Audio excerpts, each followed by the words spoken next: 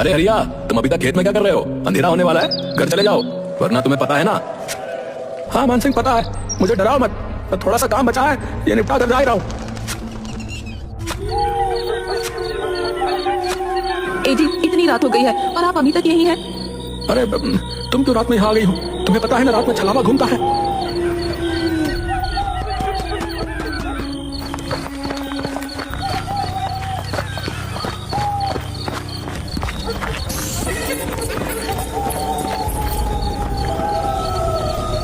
क्या हो गया? तुम रुक क्यों गई? चलो ना।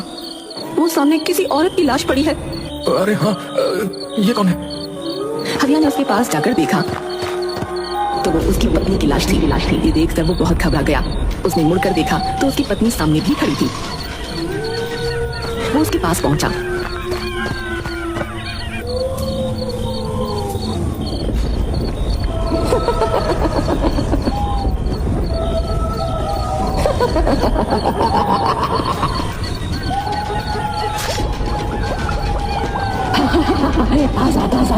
स्वादिष्ट।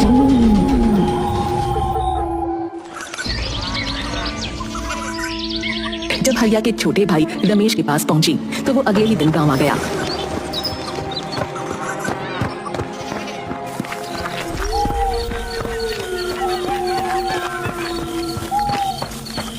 इतनी परसों महाराज का आना हुआ है। यहाँ से जाते समय सोचा भी नहीं था कि वापसी किसी की मौत पर होगी। हे भगवान, मुझे इस पूरे समय को झेलने की शक्ति दे। रमेश काफी सालों बाद गांव आया था। वो बदले हुए गांव को देखता हुआ अपने घर की तरफ बढ़ रहा था। उसके मन में गांव में आने की खुशी भी थी और अपने भैया भाभी को खोने का दुख भी था। तभी अचानक उसे हरिया ने आवाज दी। अरे रमेश, अरे तुम आ गए? अरे कैसे हो? भैया आप? पर आप तो नहीं। मैं ठीक हूँ, पर छलावा ने तुम्हारी भाभी को मार दिया। लेकिन मान सिंह ने तो फोन पर बताया था कि तभी दूसरी तरफ से किसी की आवाज आई। उसने उस तरफ देखा तो वहाँ मान सिंह खड़ा था। उसने फिर से मुड़कर हरिया की तरफ देखा तो वो गायब हो चुका था। तुम इतनी रात में क्यों आए हो? तुम्हें पता ना इस गांव में छलावा का प्रकोप है।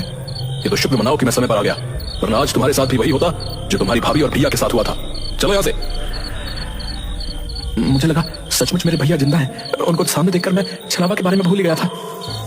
नहीं, वो जा चुके हैं। चलो घर, चलो जल्दी।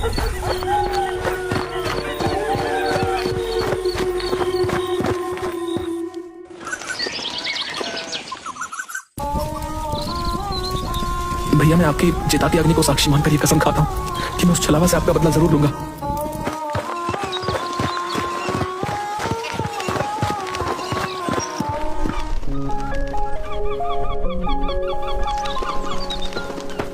अंतिम संस्कार के बाद वो अपने बचपन के दोस्त गगन से मिलने निकल गया। पर जब वो उसके घर पहुंचा तो वहाँ ताला लगा हुआ था। वो उसके बारे में किसी से पूछने ही वाला था कि तभी वो आ गया। अरे रमेश, तू कब आया? मैं तो कल आया था, पर तेरे घर में ताला क्यों लगा हुआ है? अरे मैं कुछ काम से पड़ोस के गांव गया हुआ था, बस अभी आया हूँ। तभी अचानक शोर मचने लगा। पता चला गांव से बाहर जाने वाले रास्ते पर एक लाश मिली है। उस लाश का भी दिल निकाला जा चुका था और उसका मुंह भी कुचला हुआ था। हे भगवान, ये इस गांव में हो क्या रहा है? जरूर ये छलावा का काम होगा, लेकिन मैंने तो कभी नहीं सुना कि छलावा लोगों का दिल निकालता है। पहले नहीं निकालता होगा, पर अब इन लोगों में भी अपडेट आने लगे हैं। तुझे हंसी आई है? ये कोई हंसने की बात नहीं है, लोग मर रहे हैं। सॉरी, तो फिर इससे बचने के लिए क्या किया जाना चाहिए बता? हमें इस छलावा से छुटकारा पाने का कोई तरीका निकालना ही पड़ेगा। उसने मेरे भैया और भाभी को मारा है, मैं उससे बदला लेना चाहता हूँ। गगन और रमेश काफी देर खड़े बातें करते रहे, पर उन्हें छलावा को मारने का कोई रास्ता नजर नहीं आता। उसके बाद रमेश अपने घर चला जाता है।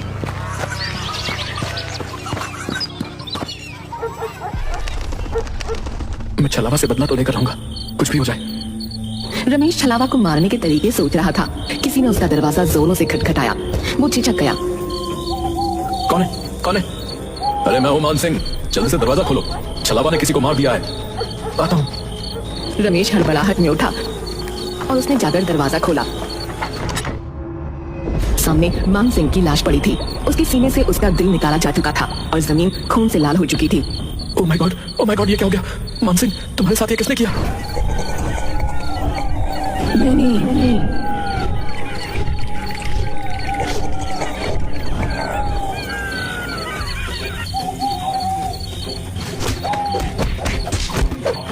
मैं तुझे छोड़ूंगा नहीं। पहले तूने मेरे भैया भाभी को मारा, और मान सिंह को उसका वो हमला बिल्कुल बेकार साबित हुआ क्योंकि छलावा ने उसके दोनों हाथ पकड़कर नीचे कर दिए। रमेश को ऐसा लग रहा था मानो उसके अंदर बिल्कुल ताकत ही नहीं है। तभी छलावा मुस्कुराया और उसने अपना एक हाथ रमेश के सीने के अंदर डाल दिया। ये होते ही अचानक रमेश की आंख खुली और उसने देखा कि वो अपने बेड पर है। हे भगवान, ये सपना था? नहीं, मुझे यकीन नहीं हो रहा है। मुझे मान सिंह से मिलना पड़ेगा।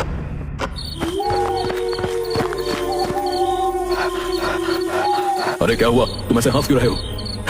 मैंने सपना देखा कि छलावा ने तुम्हें भी मार दिया और मुझे भी। मैंने अपने बड़े बूढ़ों से सुना है कि अगर तुम्हारे सपने में कभी छलावा आए, इसका मतलब वो आसपास ही है। कहीं तुम छलावा ही तो नहीं? अरे पागल, मैं छलावा नहीं हूँ। तो खुद मेरे पास चलकर आया। कहीं तू तो छलावा नहीं? क्या हुआ भाई? तुम लोग क्यों इतनी रात गए ला रहे हो? तो क्यों इतनी रात में टहल रहा है? तुझे नहीं पता रात में छलावा आता है? अरे मैं तो पीकर तुम रहता हूँ, छलावा मेरा कुछ नहीं कर सकता है। अरे तुम उसे छोड़ो, वो तो पिया हुआ है। ये बताओ कि छलावा कहाँ होगा?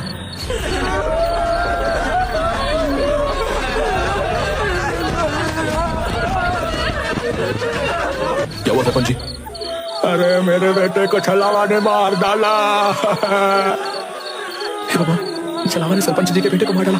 सरपंच जी, अब तो आपको कुछ करना ही पड़ेगा। सरपंच जी के बेटे की मौत ने पूरे गांव को हिलाकर रख दिया था। रमेश, मान सिंह और गांव के कई लोग एक जगह इकट्ठा हुए और छलावा से छुटकारा पाने का प्लान बनाने लगे। इस छलावा को रोकना ही होगा, हमें कुछ करना पड़ेगा। लेकिन कैसे? वो तो रात में आता है और हमें अंधेरे में दिखाई भी नहीं देता। इस छलावा से छुटकारा पाने का एक ही तरीका है। अगर हम उसे दिन में पकड़ लें तो उसे मार सकते हैं, क्योंकि दिन में वो बहुत कमजोर होता है। पर वो दिन में भला कैसे मिलेगा?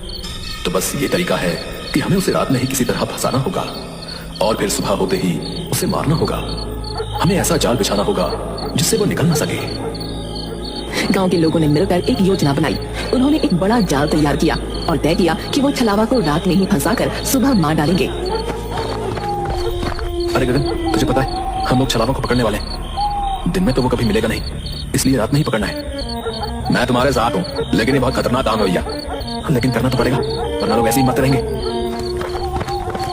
रात का अंधेरा चारों ओर फैल चुका था। गांव के कुछ बहादुर लोग छलावा को पकड़ने की योजना के तहत इकट्ठा हुए। कई लोग डर के मारे नहीं आए थे, जिनमें गगन भी शामिल था। गगन फोन क्यों नहीं उठा रहा? उसने पता किया था कि वो भी आएगा। शायद वो डर गया होगा। हम यहाँ हैं, हमें ही ये काम करना होगा। तभी एक ठंडी हवा का झोंका आया और सबकी रूह कांप उठी। अचानक सामने छलावा प्रकट हुआ, लेकिन हरिया के रूप में। भैया, आप जिंदा हैं? आप यहाँ कैसे? रमेश, मुझे बचा लो, छलावा मुझे मार डालेगा। रमेश का दिल जोरों से धड़कने लगा। वो अपने भाई की तरफ बढ़ा। तभी हरिया अचानक जोर से हंसने लगा और उसका रूप बदलने लगा। पहले वो एक बूढ़ी औरत बना, फिर एक जवान आदमी और फिर एक बच्चे में बदल गया। अंत में वो अपने असली भयानक रूप में आ गया। तुम लोग मुझे पकड़ने की कोशिश कर रहे हो, तुम मुझे नहीं पकड़ सकते। तभी एक आदमी ने हिम्मत दिखाई और छलावा की तरफ भागा। मैं तुझे नहीं छोड़ूंगा, आज तुझे मार कर ही रहूंगा।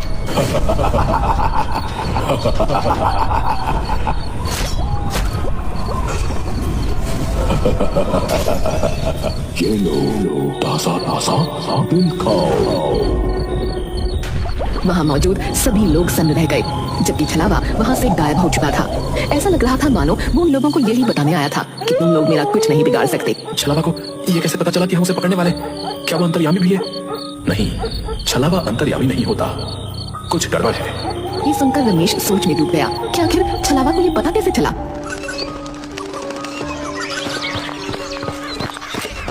गगन, तुम कल रात को क्यों नहीं आए? मैंने तुम्हें कई बार फोन किया। यार मेरी तबीयत ठीक नहीं थी, इसलिए नहीं आ सका यार, सॉरी यार। रमेश और गगन गांव की गलियों में टहलते हुए एक पुराने मंदिर के पास पहुंचे। चलो मंदिर के अंदर चलते हैं, थोड़ी शांति मिल जाएगी। नहीं नहीं, मैं मंदिर के अंदर नहीं जा सकता, मेरी तबीयत अभी भी ठीक नहीं है। क्यों बहाना बना रहे हो? चलो अंदर।